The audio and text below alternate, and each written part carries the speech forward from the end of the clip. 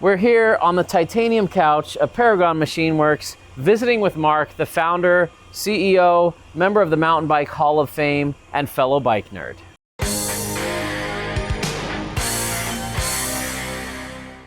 Mark, thanks so much for having us over here. Yeah, you're welcome. So fun to see what you guys do. We're going to take you guys on a mini tour. Mark creates parts for frame builders. He supports the small bloodline that is craft mountain biking and craft frame building. And I'm so excited to show you how things go from raw material to threaded bottom bracket shells to head tubes to dropouts. And we're pretty excited to announce that you guys are now building a sliding UDH compatible dropout. Yep. That means people can run T-type on their sliding dropouts. Right, and it'll retrofit to any bike that's got our sliders on it. Which the Binary Maniac that I designed does. So, thank you, Mark. Let's go take a tour and get dirty. All right, let's go. Okay, the material comes in here. This is one of our saws. This is a typical chunk of raw material. This happens to be titanium, but we cut up aluminum, steel, stainless steel. Once it runs through the saw, we take it over to one of the CNC mills.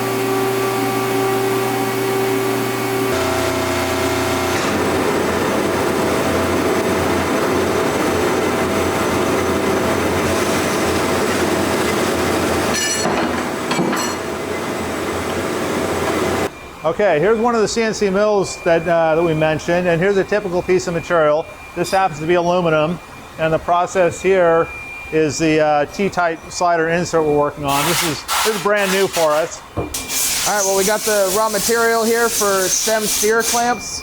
This is 4130 chromoly. It goes into the machine like this. After the first operation, it looks like these. 2 more operations, and it'll end up a finished stem steer clamp. Besides the CNC mills, we have CNC lathes here. We have 4 machines of this type. It's a multi-axis machine.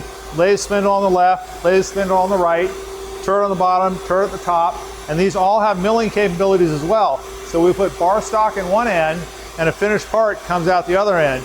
And here's a great example of it. This is a skewer. This particular one is a 197 millimeter UDH skewer, coming to a website near you. So we're looking at the inside of one of the CNC lathes here. This is a titanium head tube.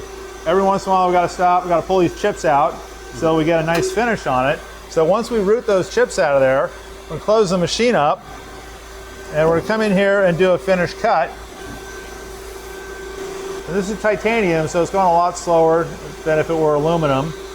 So this is the finished cut for the bearing board at the top of the head tube. This machine, another CNC lathe.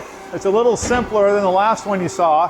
We're making T47 bottom bracket shells on it. They get completed in one operation, same as the other one. We start with the raw material. This is just a hunk of chromoly tubing. When we're done with that, it comes out of the machine as a bottom bracket shell. And you can see the threads in there, both sides, the lead in the middle. These fall off the machine all day long.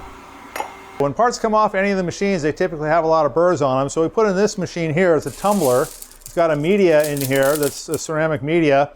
And as it rolls around in here, it cleans apart and knocks all the burrs off. So let's see how it runs.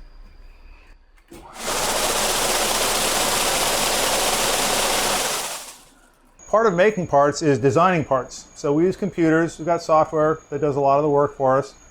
The process is we'll come up with an idea, either ourselves, someone suggests it to us, or standards change, we have to catch up.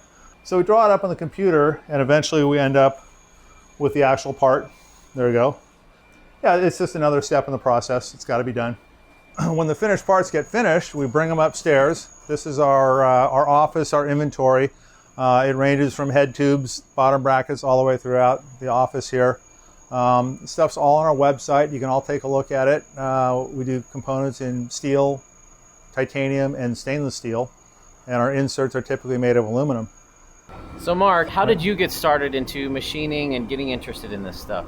Well, I've always been interested in bicycles. You know, every kid loves bicycles, and I would ride my bikes around.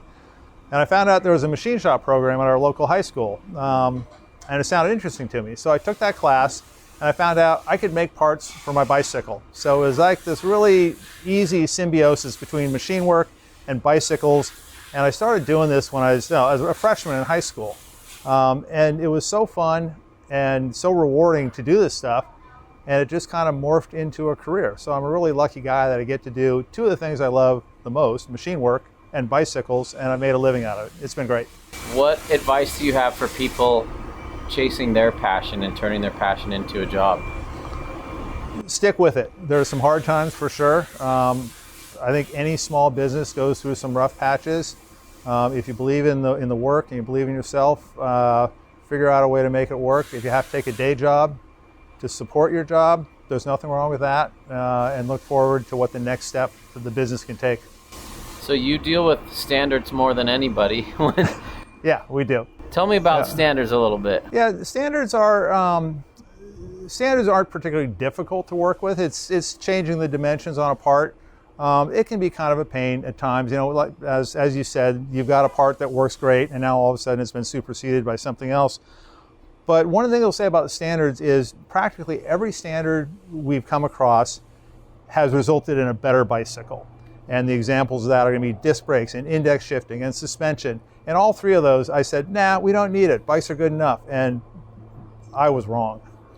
I can attest, they do keep getting better and better. Yeah, and so, bikes are just getting better and better. So they're not some evil person sitting on their throne saying, I'm going to make $1 million by making everyone buy new wheels. And with this well, new I don't know how much you believe in the deep state. We do need the tinfoil hats, people. No one's got any malice with a new standard. People are honestly coming up with new ideas because they believe it's better. And just because an individual believes it's better doesn't mean that it's better. It's got to go out there, it's got to hit the market, and consumers have to embrace it. Bike shops have to work on it.